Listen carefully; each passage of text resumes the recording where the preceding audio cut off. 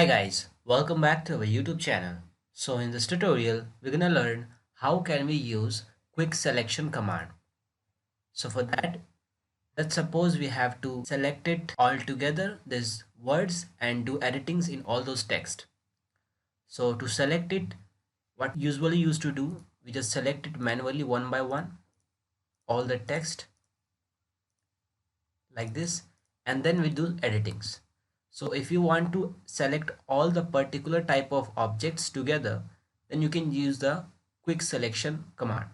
For that, you can use this utility group, and here you will have this quick selection.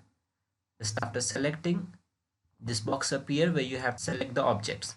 So where you want to apply entire drawing, the selection object type you wanna select depending upon you what you wanna select, like line, multi-text, polyline, arc.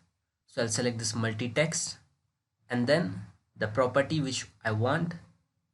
Okay, so the operations, I don't want to specify any properties, and the operations are like all the text. Okay, no properties, all the text, and then click on OK. So as you can see guys, all the particular text is now selected. Now you can move it, copy it, whatever you want. Like this way you can press M, enter. You can move it, copy it, whatever you want to do. Okay.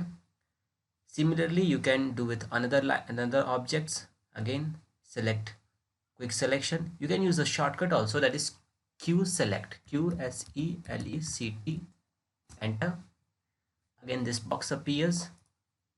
You can select the lines, okay, all, and OK. So this time all the lines is selected. This way guys, you can use the quick selection command. Hope you like this video. Thank you. If you really like the content, then please like the video and click subscribe to see more videos like this. And don't forget to share this video with others. You can find the link to complete basics to advanced Excel tutorial in the description below, or you can visit mahagurus.com to see lots of other software courses. Thank you.